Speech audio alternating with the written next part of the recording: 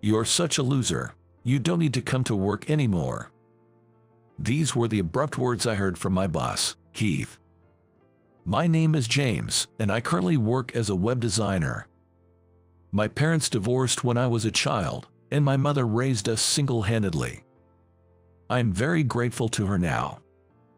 I have a younger sister who is quite responsible. She is currently living with her fiancé, Alex. My sister and I have always been close, and since Alex is around our age, we sometimes meet up for meals together. Ever since I was little, I loved drawing. While I did enjoy playing outside, I often ended up taking care of my sister, so I would watch cartoons and constantly draw characters and portraits. My sister always enjoyed my drawings. I remember winning first prize for a portrait of my sister I drew for a summer vacation school assignment. Our mother was very pleased. I had a cousin who was a bit older than me and worked in web design. Influenced by him, I developed an interest in design and went straight to a design school after graduating from high school. Back then, I thought my cousin's work in design was incredibly cool. He showed me some incredible drawings that I couldn't believe were his, and each time, I was utterly amazed. Though I burdened my mother with my education, she always supported me. I truly believe I made it this far thanks to her. I am very grateful to her now. Recently, I've finally been able to do something that resembles filial piety, and I intend to do more in the future. Growing up, my mother always told me, if you live honestly, the connections you make with people will lead you to happiness. I didn't fully understand the essence of those words back then, but now I do. The president of the company I work for, Mr. Jackson, is a great person who interviewed me for my job. Although I didn't see Mr. Jackson often, he was always friendly and considerate towards the employees he encountered. I respected Mr. Jackson greatly. That's why I'm really glad to have gotten a job at this design office. However, there's one thing that bothers me. My boss, Keith, who joined the company mid-career, is a really unpleasant guy. He is the type who would easily betray others for his own benefit, so I don't like him much. One day, when I arrived at work, the office was abuzz. What happened? I asked a colleague for details. Michael, my colleague, then said, "This morning, it seems that Mr. Jackson passed away in an accident on his way to the company." Hearing this, I rushed to confirm the truth with Keith. As I headed there, thinking it might be a lie, I overheard the higher-ups discussing it.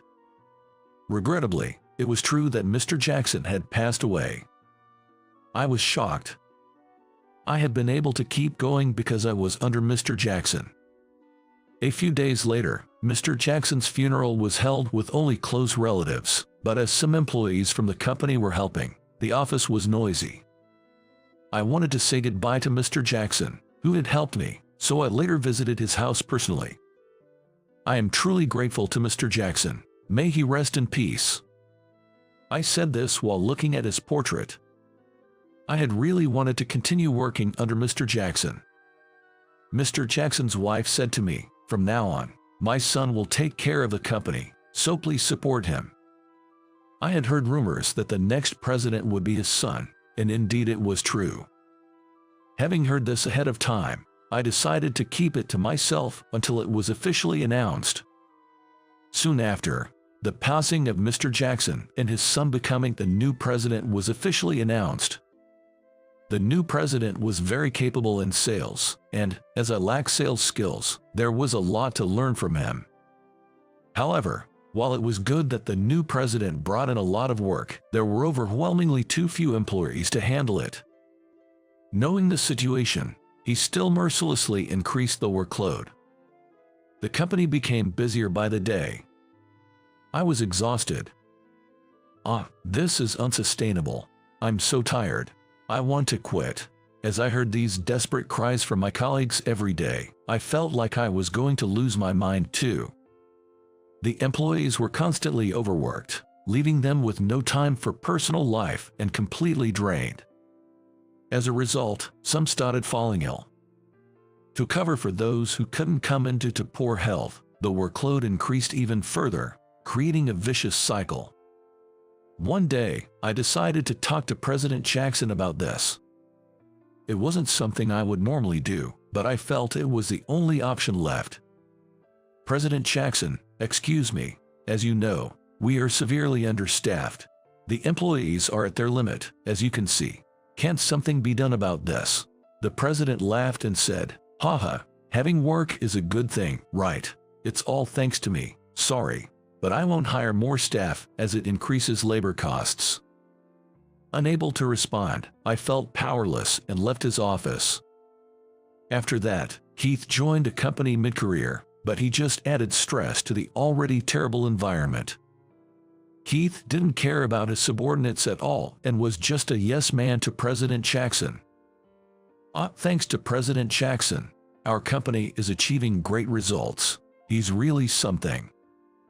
Keith would say this every day, buttering up President Jackson. But he was relentless with the employees. The huge workload he dumped on us made our work even more intense. My colleagues and I, who had been working hard all along, had long surpassed our limits. Many employees, sacrificing sleep and working on weekends, struggled to keep up, and it was painful to watch. Keith, while observing this situation daily, focused on pleasing President Jackson and, being eloquent, took credit for all the good results at client meetings. The staff, angry at their collective efforts being claimed as Keith's achievements, were frustrated. And I was just appalled by all of this.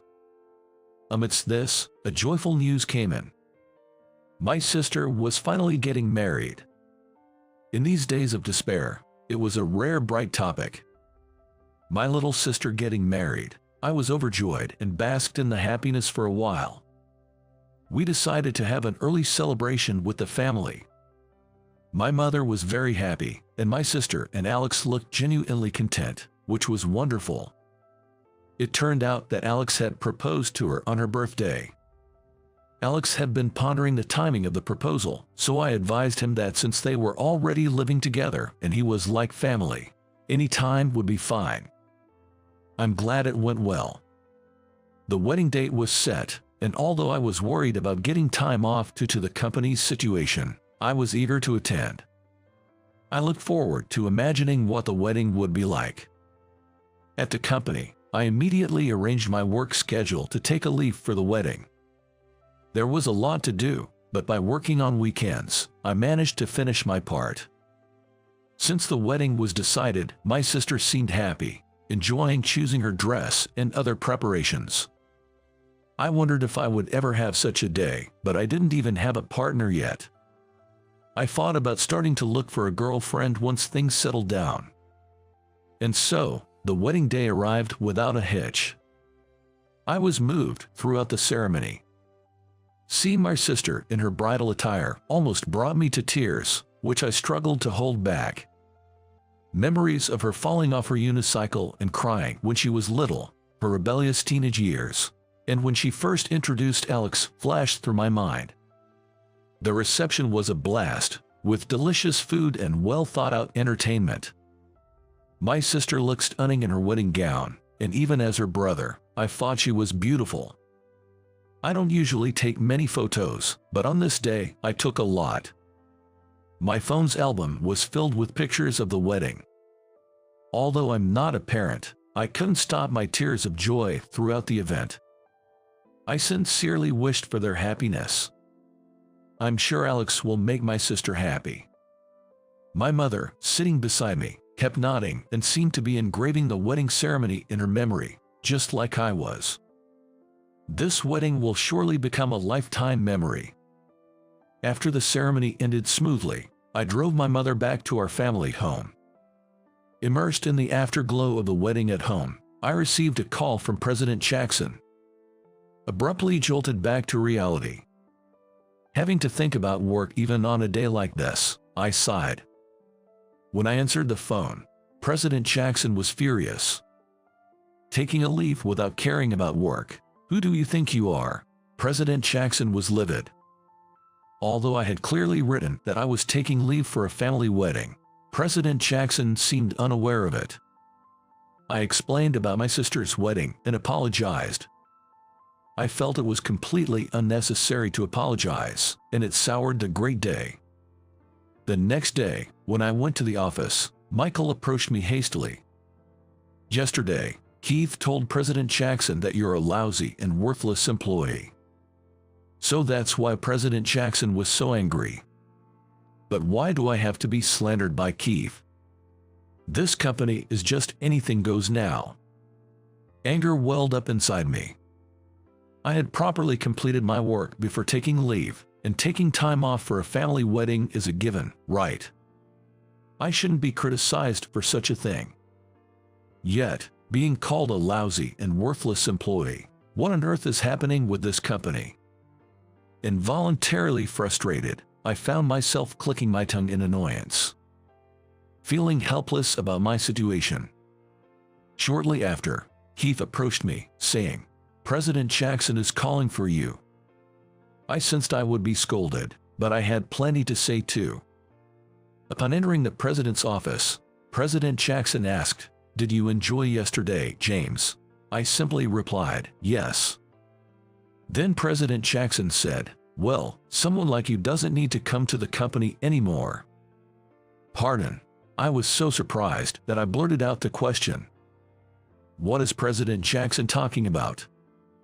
Being fired for taking a day off for a family wedding, despite working hard every day. I couldn't take it anymore and felt like bursting. I wanted to grab and punch him, but I answered, "If you say I don't need to come anymore, then I really won't. For now, I'll use up all my remaining leave." Visibly upset, I left his office. "I can't work under such a president." Keith watched me with a satisfied look. He's really messing around too. I felt like punching Keith as well. Sensing something was wrong, Michael approached and asked. Still angry, I told Michael the whole story, and seeing him get angry on my behalf helped calm me down.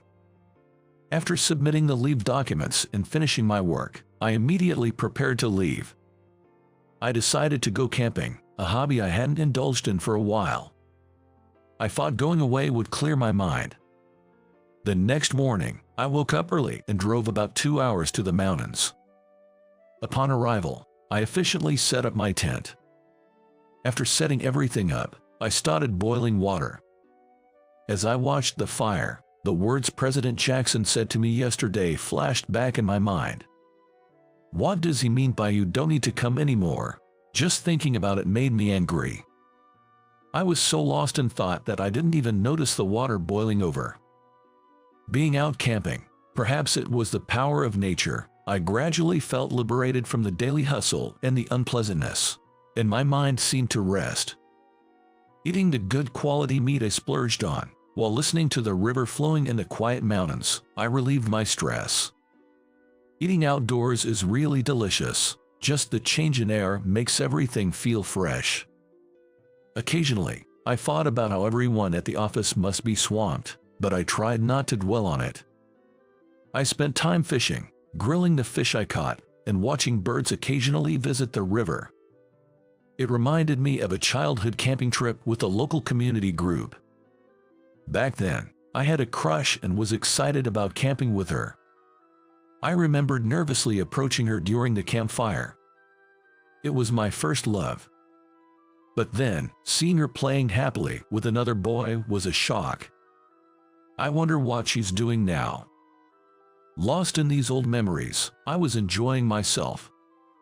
Later, I realized I was indulging in fantasies all alone and felt a bit down. At night, the stars were beautifully visible, so I took pictures under the starry sky. And I set one as my phone's wallpaper.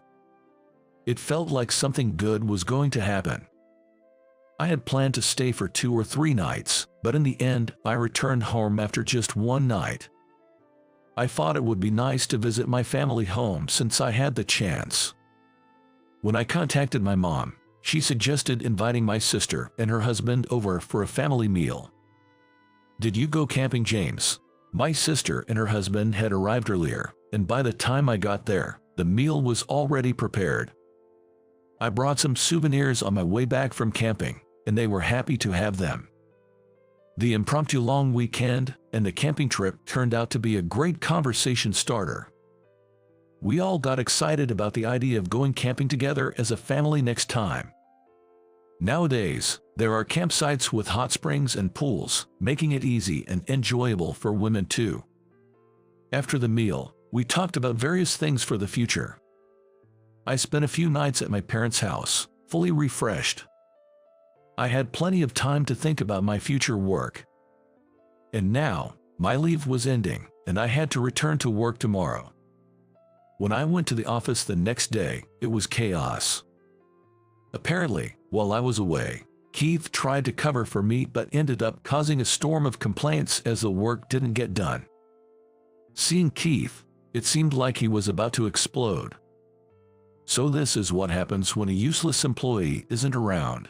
I was just astounded. Then Keith noticed me and came over. "James, I'm sorry for everything. I finally understand how much your work meant." His apology was too little too late for me. I submitted my resignation on the spot.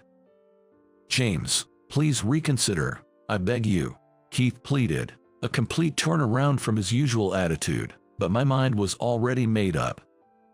I left the company. Actually, I had been considering this direction from the start. After the former president passed away and the management changed, I didn't have confidence in continuing with this company. I knew my body wouldn't last in such an intense work environment, and I used this leave to think about my next job.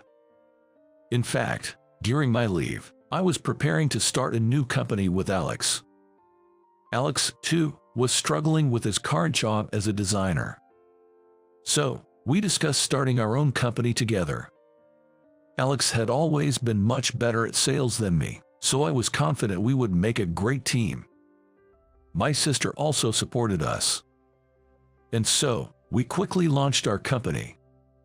We had been preparing behind the scenes and even managed to recruit some colleagues from my former company, which sped things up. Indeed, Alex's sales skills were outstanding, and soon our business was on the right track. Some of our clients were people I had worked with at my previous company, and hearing them say, "We feel secure with you here," was gratifying. In just a few months, our company's monthly sales reached $10 million. The colleagues we recruited turned out to be a tremendous asset. Unlike my previous company, we were not overwhelmed with work, and we're even planning to hire more staff due to increasing workload. We intend to keep growing the company. Our employees work happily every day. The office atmosphere is bright, creating a conducive working environment. I'm always thinking of ways to maintain a good cycle to keep the motivation high. Indeed, motivation is crucial. Then, I heard that my previous company had gone out of business. While my colleagues were happy, I couldn't help but think of the former president of my old company, whom I had respected. It was an unfortunate situation. But I couldn't forgive Keith or President Jackson, so in a way, I felt relieved. Rumor has it that both President Jackson and Keith are struggling to find new jobs. It seems impossible for them to work under someone else after all that's happened. They had it coming. Since then, I've been fully committed to my work. And then, I had a fateful encounter. One of our clients employed the woman who was my first love. I recognized her immediately. There was a resemblance, and when I started talking to her, it turned out she was indeed the same person. After moving to a nearby town, she had been living quite close all this time. She vaguely remembered me, and we quickly exchanged contact information and grew closer. She hadn't changed much since we were kids, and it felt like a dream. And now, I feel the happiest I've ever been in my life. She became my wife. Experiencing such a fateful encounter firsthand, I truly felt that living earnestly and valuing connections with people brought me happiness. I plan to always uphold my mother's teachings. And when I have children, I'll definitely pass this lesson on to them. Living honestly leads to happiness through the connections you make with others. My name is Michael, a 30-year-old man. Currently, I work hard every day as a company employee. I'm busy, but I love my job, so I've always been focused on work from morning till night. Now I can have 3 meals a day, but growing up in a single-parent household, we were quite poor, and as a child, I often couldn't eat properly. The only decent meal I had was the school-served lunch, but that was only until elementary school. In middle school, I either brought my own lunch or bought something simple from the school store, and in high school, it was either a packed lunch or the cafeteria. I attended a private high school as a scholarship student, so we didn't need to pay for my tuition fees. I was fairly smart, so I applied to a prestigious private high school as my first choice. By scoring high enough, I was able to attend as a scholarship student without paying tuition fees. So, I never had to pay for high school. When I got accepted into high school, my mom was so happy she cried. Most of the students at my private high school were from the middle class or wealthy families. Among them was a wealthy girl named Jessica. Jessica always had shiny hair and wore high-quality shoes from well-known brands. Even in high school, she carried wallets from Louis Vuitton or Gucci, clearly indicating her family's wealth. Her father was a businessman. She always seemed to get whatever she wanted from her dad. I, having no connection to such luxury brands, was quite amazed by it, but then one day, an incident happened. Jessica's Gucci wallet went missing, causing a huge uproar in class. "Oh no, my Gucci wallet is gone. Someone must have stolen it." "Really? Jessica, do you have any idea who could have taken it?" Maybe. Someone from a certain place might be the thief, I guess." "Could it be him?" "Yes, the one who's here on a scholarship despite being from a single-parent family." "Hey, Michael, stealing isn't cool, man. Where did you put Jessica's Gucci wallet?" "Wait a minute, I don't know anything about it."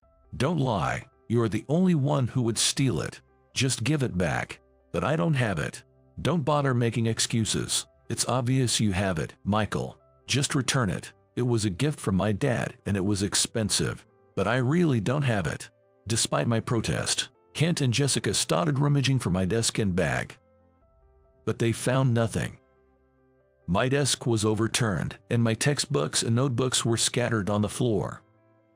My lunchbox also rolled out of my bag when they flipped it. I was upset that the lunch my mom had made was treated that way. Then Kent unwrapped my lunchbox, suggesting I might have hidden the money inside. I tried to stop him, but couldn't match his strength. "No money here either, but look at this lunch. It's like a simple American meal, just plain bread with a pickle, so plain. Is this what you eat?" "I knew you were always eating your lunch secretly, but it must have been too embarrassing to show, right?" "That's..." Indeed, my lunch was plain. I felt a bit embarrassed about it and didn't want it to be seen, even though I knew my mom made it with love. That's why I always ate it somewhat hidden under my arm. Jessica peeked in and burst out laughing. "Well, our dog eats way better than this, haha. No wonder you're so skinny and scrawny, eating stuff like this." At my house, we eat good meat every day. My healthy figure is made from high-quality protein, and this smooth skin, thanks to fresh fruits. You probably can't afford stuff like expensive mangoes or melons at your place, right? Jessica wasn't overweight but had a healthy figure, and from a poor person's perspective, she seemed to eat well every day. I'm sure her silky hair and smooth skin were also thanks to her quality diet. On the other hand, I had a frugal daily diet, lacking in nutrition, which made me less muscular and slimmer compared to other boys. I hated that and tried working out, but without enough protein intake, I couldn't gain much muscle. In my house, we only had meat on special occasions, so Jessica's daily meaty meals were something to envy. But I didn't envy her character. I didn't want to be like Jessica.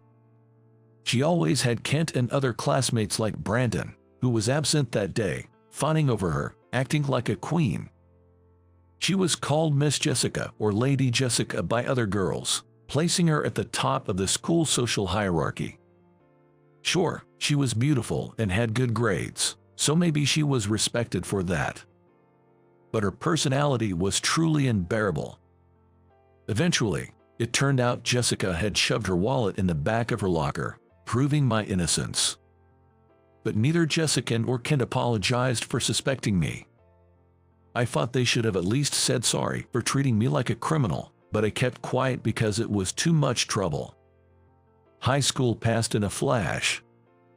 The beautiful and brilliant Jessica went on to a famous private university. I also became a college student. I entered university on a scholarship, so I graduated with a considerable debt. Still, I wanted to study at the university, and my mom wished for it too. My mom had wanted to attend a community college, but her father opposed it, so she couldn't. Back then, some people thought women didn't need education, but my mom wanted to get many qualifications at a community college. She graduated from a general high school and didn't get any certifications like bookkeeping during her time there. She often lamented that if she was going to work right after high school anyway, she should have attended a vocational school. Well, that would have led directly to a job. And there might have been more demand for vocational school graduates than those from a general high school. Because she graduated from a general high school without any specific qualifications, my mom only had part-time jobs after graduating. My parents split up due to my dad's infidelity, and my mom didn't receive any child support. My dad went on to have another family, prioritizing them over us. I vowed never to become a man who makes his wife cry if I ever had a family in the future. To me, my father was no longer worthy of being called dad. With such a past, I'm now working as a company employee after graduation. I have subordinates and lots to do every day, but I'm grateful for a steady salary that ensures I don't struggle with basic needs. In high school, I worked part-time jobs with limited hours and earnings due to regulations on student labor. Being part of my mom's household, no matter how hard I worked, my earnings were capped at just over $10,000 a year. Considering that, being a company employee where effort is directly rewarded with a higher salary seemed perfect. I chose to be a corporate employee over a stable government job because I grew up poor and wanted a job where I could earn substantial incentives. In my company, salespeople receive incentive pay, making our efforts visibly rewarding. Well, time to wrap up for today. I'm totally beat. Having worked overtime for a while, I decided to keep it short that day and head home. When I checked my mailbox at home, I found an invitation to a high school reunion from a classmate. We weren't particularly close, nor did we have a bad relationship, but it turns out we attended the same university. We became acquaintances enough to exchange Christmas cards since he mentioned getting married right after graduation. So, he obviously knew my address. I had sent wedding gifts, housewarming gifts, and baby shower gifts, and he had reciprocated. Well, he's not a bad guy. It was just a sort of camaraderie among classmates. I wasn't keen on attending the reunion, but there was someone I was curious about. I had always had a crush on a high school classmate, Sophie. Even though I was poor and disliked by many, Sophie never looked down on me. In late June, during the early summer, I fell on my way home from high school. Sophie, who happened to be on the same route, stopped by a convenience store and bought me a sports drink.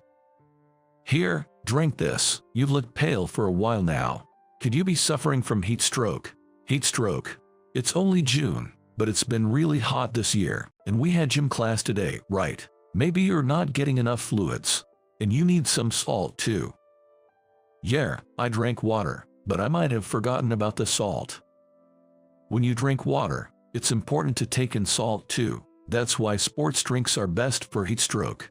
Ideally, you should have oral rehydration solution, but the pharmacy is too far. Oh, I see. Licking salt or eating pickles is good too.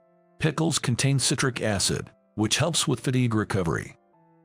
I eat one pickled plum every day. You know a lot. Did someone teach you? It's wisdom from my grandma. Well, she was a nurse, so she knows a lot. I see. Thanks for the drink. I'll pay you back next time, at $1.40, right?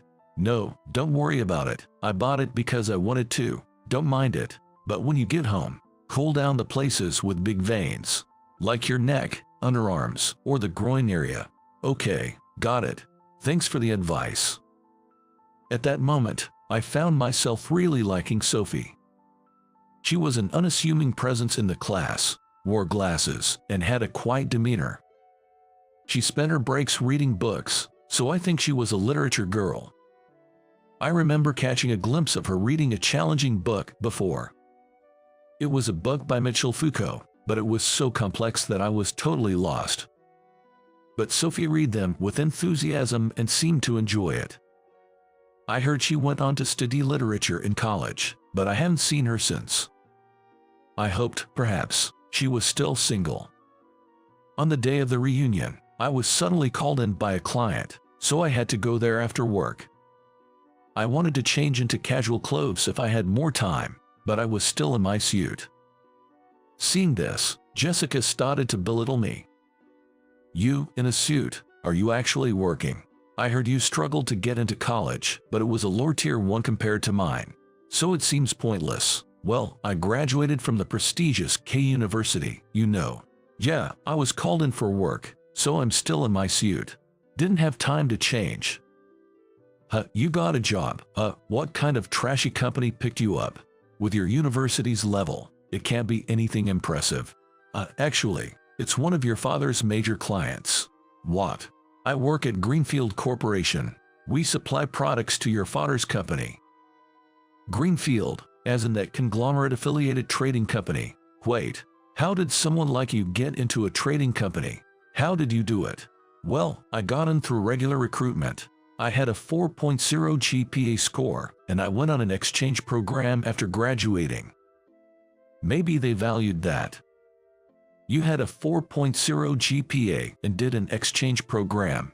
Yes, that's right. So, what are you doing now, Jessica? Well, I'm just helping with household chores. At that moment, a girl beside her whispered quietly. Making fun of Michael, I thought you'd be working somewhere impressive, but that's disappointing. What? Who are you, anyway? Don't you recognize me? I'm Sophie. What? You're that gloomy and plain Sophie. It turned out this girl was Sophie. She had changed so much since high school. She seemed like a completely different person. Sophie had grown her hair to her shoulders, adding a gentle wave. Her makeup emphasized her already beautiful features, transforming her into a stunning woman. Even in high school, I admired her sharp, beautiful eyes visible behind her glasses. But I was surprised how much a person could change without glasses. Her eye makeup really transformed her appearance. Jessica, now outshone by the beautified Sophie, seemed to be at a loss for words. It's such a waste for someone who graduated from a prestigious university to not even help with their father's business. Well, it's none of my business, and I don't care anyway. What are you talking about? I don't want to hear that from you. I'm preparing to become a bride, so I'm learning household chores from my mother. Learning household chores at this age, wouldn't it have been better to learn them earlier? I mean, most people can handle household chores by middle school. I'm thoroughly learning household chores to make a good marriage. I want someone who earns more than my father. Maybe with an annual income of $1 billion. Haha, Jessica, you should face reality. Guys earning $1 billion a year are usually already married. What? Who are you? I'm Kent. Guys earning $1 billion a year. Chances are they're already married. Jessica, you might still think you're all that, but we're 30 now. If you're serious about getting married, you'll have to make some compromises. You used to be on my side. Why would you say such things? It's just painful to watch. Everyone's got jobs or families, and then there's you, saying whatever you want. It's kind of pitiful. Brandon, you're terrible too. I've worked hard, attending cooking classes, learning makeup, going to matchmaking parties. It's just not the same. Brandon, you are the worst. Where do you work anyway? You were just fooling around in high school and college, right? I'm a national public servant. Just happened to be free to come here. I'm usually super busy. A national public servant. Yeah, I work at the Ministry of Foreign Affairs. And what about you, Kent? I'm a doctor. Dropped out of college, traveled from Africa to Asia, then re-entered medical school. Now I'm finally a doctor. You, a doctor? I was surprised that Kent and Brandon, who weren't great students in high school, had such respectable careers. Humans can change unexpectedly. Oops, gotta go. I'm an anesthesiologist, so I get called in for surgeries often. Wait a minute. See ya. Oh, and Michael, sorry for the stuff I did in high school. I've regretted it ever since and wanted to apologize. I couldn't find your contact info, though I later found out Ethan knew it. Yeah, Ethan and I went to the same university and kept in touch. Keep up the good work. Not medical advice, but take care of yourself. Thanks, you too, Kent. Don't neglect your health. Kent had to leave due to being called in. I thanked Ethan for inviting me to the reunion. If it weren't for him, I wouldn't have seen how much Sophie had changed. When I thanked him, Ethan said, "Go for it." But I couldn't bring myself to admit I was interested in Sophie. However, I noticed Sophie was glancing my way, making me wonder if she might be interested in me. Whoa, I'm drunk. If I drink anymore, I won't wake up tomorrow. Where's my phone? What? This isn't my phone. Give it back. That's my phone. What's this wallpaper? Jessica and some unknown guy doing something creepy. No, don't look. Brandon, quite drunk, had mistakenly grabbed Jessica's phone. The wallpaper was a terrible photo of Jessica and an unknown, chubby man in a compromising position. Seeing it made me regret everything. It was enough to lose one's appetite. Sophie's face turned pale. You certainly have an interesting hobby. Stop it. Please, act like you didn't see it. I know that man. He's a teacher at my school. What? Yeah, I'm a high school teacher. That's Mr. Thompson, another teacher. It's strange how connections work, isn't it? Wait, you're not going to tell Mr. Thompson about this, right? Maybe I should spill the beans to Mrs. Megan Thompson, who's also a teacher. No, please don't. Sophie had become a high school teacher. She was always quite studious and serious, so it seemed fitting for her. And this man was her colleague at the school. Some teachers get into the profession for the wrong reasons, including inappropriate behavior towards students. At my private high school, where the rules were strict, there were quite a few affairs among the teachers. Teachers are often thought of as saintly figures, but the reality might be different. Just like any other group of people, there are serious and dedicated ones, but there are also those who are not. Jessica screamed and snatched back her phone. If you apologize to Michael, I won't mention this to anyone. What do you say? All right, I understand. Then apologize for what you said earlier. Michael, I'm sorry for belittling you and for talking behind your back in high school. Please forgive me, I'm begging you. All right, I get it. It's okay now. Then I'm leaving. I'll leave the money here. With that, Jessica hurriedly left. A drunk Brandon was a bit annoying, but it was different from high school. He no longer ridiculed me, just a bit of a nuisance. Suddenly, Brandon received a call from his boss, apparently needing to return to work immediately. I used to think public servants had it easy, but those in career positions like Brandon are different. Having passed the National Civil Service exams, Brandon must have studied hard. Unfortunately, I've been drinking, but I need to return to work. Might not get home until the middle of tomorrow night. That stuff. Aren't you going to break down? My blood pressure's already rising. I really need to watch my health. Haha. Don't say scary things like that. Be careful. I'm heading out too. I used to fool around with Kent in high school, but looking back, It was too much. You, though, you're amazing. From a poor family to college, studying abroad, and now a trading company, right? Haha, you're still better in languages, Brandon. Well, I'm in the Ministry of Foreign Affairs, so I can manage Chinese, but my specialty is Japanese. My Chinese isn't that great. Don't be modest. Getting into the Ministry of Foreign Affairs isn't easy. Take care, Brandon. Later, Brandon sobered up quickly after the call. Busy people always need to be ready to respond at any time. I'm in the same boat. I work for a trading company, and I'm constantly bombarded with communications. I deal with overseas businesses, so my work phone gets emails non-stop from morning till late at night. There's a time difference, but the other side doesn't really consider that, and urgent messages are often marked with ASAP. ASAP stands for as soon as possible, meaning I need to reply or respond as quickly as I can. So, whenever I see ASAP, I reply, no matter how tired or exhausted I am. In exchange, I receive a decent salary, so I have to do my job properly. After the reunion, Sophie and I walked towards the same train station. But then it started to drizzle, so we decided to take shelter from the rain. The station was a bit far, and we were at a convenience store. The drizzle turned into a downpour, and waiting it out seemed less practical than buying an umbrella.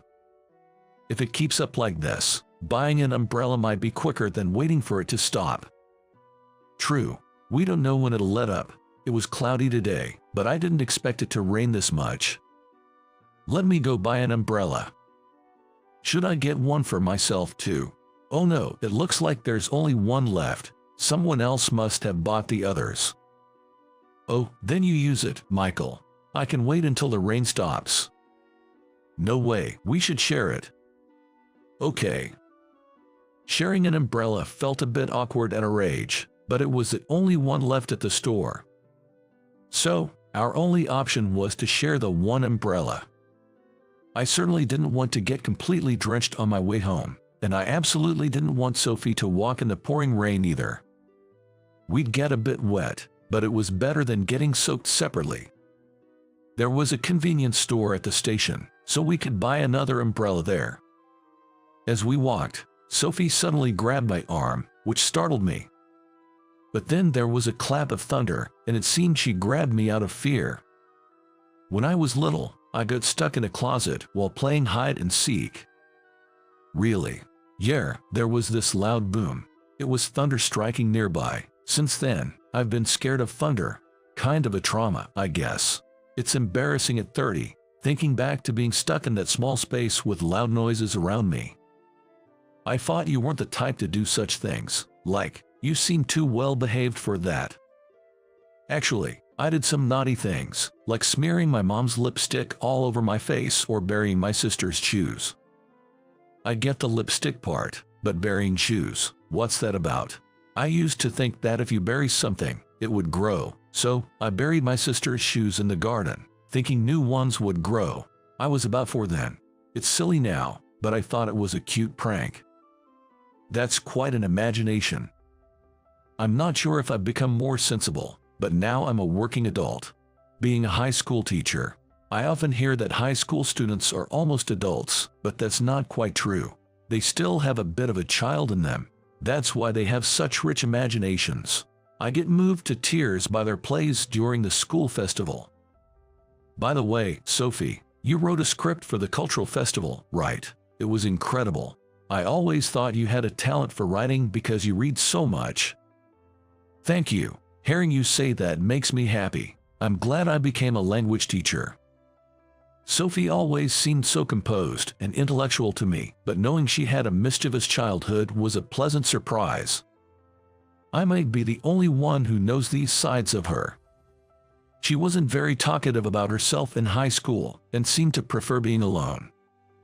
But she helped me when I was on the verge of heat stroke and explained things to me, so she's not averse to people.